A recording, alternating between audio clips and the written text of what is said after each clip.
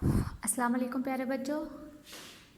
आज हम करेंगे क्लास 5th का unit 1 numbers and arithmetic operations की एक्सरसाइज नंबर 1.7। इसमें हम करेंगे सॉल्यूशंस, हम निकाल लेंगे ऑफ रियल लाइफ प्रॉब्लम्स का, ठीक है, involving mixed operations of addition, subtraction, multiplication and division.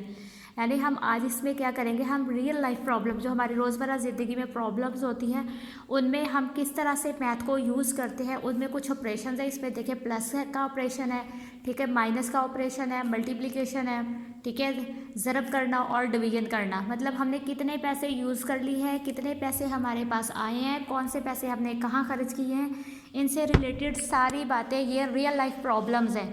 अगर हमारी ज़िंदगी में रियल ये प्रॉब्लम्स ना हो तो हमें कैसे पता चलेगा हमने हिसाब किताब कैसे रखना है। तो आपका क्वेश्चन नंबर 1 है कि monthly income of Aslam is RS 12,000, ठीक है, जो माहाना आमदनी है असलम की वो 12,000 है। And the income of his father, और उसके जो फादर की आमदनी है इस 21,000 है, ठीक है। तो फाइंड देयर टोटल इनकम, तो वो कहता है कि टोटल इनकम बताएं इन दोनों की कितनी है, दोनों की आमदनी बतानी है कि दोनों के कितने पैसे घर में आ रहे हैं, ठीक है। तो इसके लिए हम क्या करेंगे, हमने स्टेटमेंट बनानी है सॉल्व करने के लिए। यहाँ से मैं आपका क्वेश्चन सॉल्व कर रही हूँ। तो मंथली इनकम ऑफ असलम जो है वो 12,000 है। Monthly income of Aslam's father, और असलम के फादर की है 21,000। बच्चों टोटल बताने के लिए क्या करना होता है, प्लस करना होता है। तो हम यहाँ पर प्लस करेंगे, ये देखें, सबसे पहले देखें ज़ीरो, ठीक है, ज़ीरो का ज़ीरो आ जाएगा, यहाँ पे भी ज़ीरो का ज़ीरो, यहाँ पे भी ज़ीरो का, 2 और 1 3, और 2 और 1 3। तो टोटल इनकम जो आई है असलम और उसके फादर की वो है 33,000। इस तरह से इसमें क्योंकि टोटल इनकम उन्होंने पूछा है तो हम इसको प्लस करेंगे, ठीक है। तो प्लस का साइन मैंने यहाँ लगाया है, इनको प्लस करके मैंने इसका आंसर यहाँ राइट कर दिया है। अब आगे नेक्स्ट क्वेश्चन है, वो कहता है अ शॉपकीपर, एक दुकानदार ने बॉट खरीदे, ठीक है, 320 पेंसिल्स, 320 पेंसिल्स उसने ख़रीदी हैं। And sold 250 out of them, और उसने इन 320 में से 250 को सोल्ड कर दिया है। तो वो पूछ रहे हैं कि how many pencils are left, तो बकाया जो है वो कितनी पेंसिल्स बची।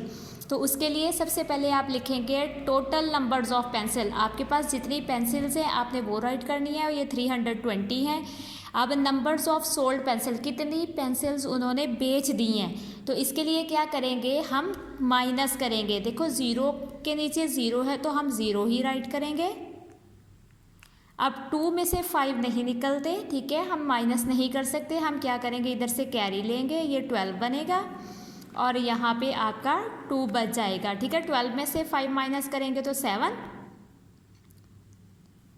ठीक है। और ये देखिए 2 में से 2 निकालेंगे तो 0 आ जाएगा। तो आपकी जो पेंसिल्स बची हैं वो है 70। तो पेंसिल्स आर लेफ्ट, जो पेंसिल्स आपकी बची हैं वो आपकी है 70।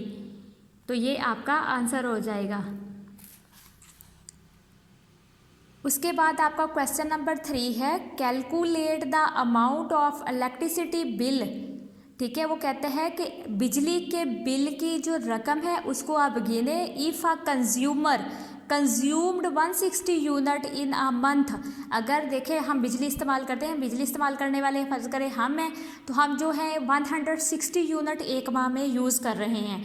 इन अ मंथ, मंथ में एट द रेट ऑफ, और 1 यूनिट का जो रेट है वो 7 रुपीज़ है, ठीक है। पर यूनिट का मतलब होता है 1 यूनिट का रेट 7 रुपीज़ है। तो आपको पता होना चाहिए कि हमारे पास टोटल जो है कंज्यूम्ड यूनिट वो 160 है, रेट पर यूनिट, और 1 यूनिट का जो रेट है वो 7 रुपीज़ है। अब अमाउंट ऑफ इलेक्ट्रिसिटी बिल, अब वो कहता है कि बिल की जो रकम पता है कि टोटल कितनी बननी है। तो देखिए अब हम इसमें मल्टीप्लिकेशन करेंगे, मल्टीप्लाई करेंगे, ज़रब करेंगे कि हमें पता चले कि टोटल हमारा बिल कितना आया है।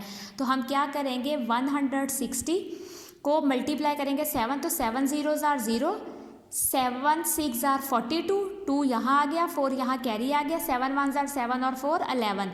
तो आपका जो बिल आया है टोटल 1,120 रुपीज़ आया है, तो ये आपका आंसर हो जाएगा। इस तरह से आप लोगों ने आंसर्स को क्रिएट करना है, ठीक है। यूनिट्स भी आपके पास हैं और पर यूनिट भी आपके पास हैं, ठीक है। इस तरह से आपने इनको राइट करना है। वो अब आपका क्वेश्चन नंबर 4 है, वो कहता है if the price of 15 balls, अगर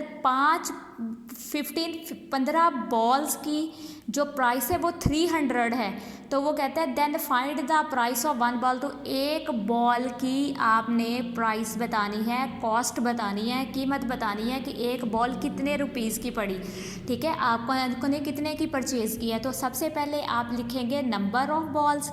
आपके पास नंबर्स ऑफ बॉल्स टोटल 15 है, प्राइस ऑफ 15 बॉल, और आपके पास जो प्राइस है, जो कीमत है, वो 15 बॉल्स की 300 है।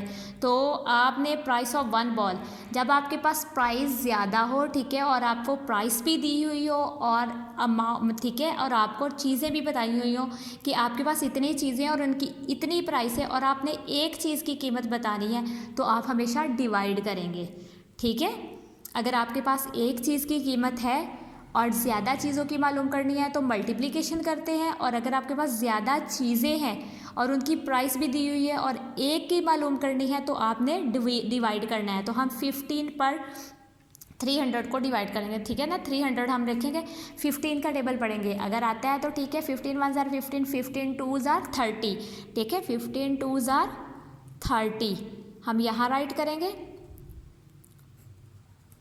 ठीक है। माइनस यहाँ से देखें, यहाँ ये 30 पूरा हो गया। अब ये देखें 0 बची है, तो हमने 15 का टेबल 2 तक पढ़ा तो 30 आ गया। अब ये 0, इस 0 को लो इस पर लगा, ठीक है। अब 0 है तो ये 0 जो है यहाँ ऊपर आ जाएगी और यहाँ पर नीचे भी आ जाएगी। मतलब अब आपका ये हुआ कि 20 रुपीज़ की आपको एक बॉल पड़ी है, ठीक है। आपके एक बॉल की प्राइस जो है वो 20 रुपीज़ है।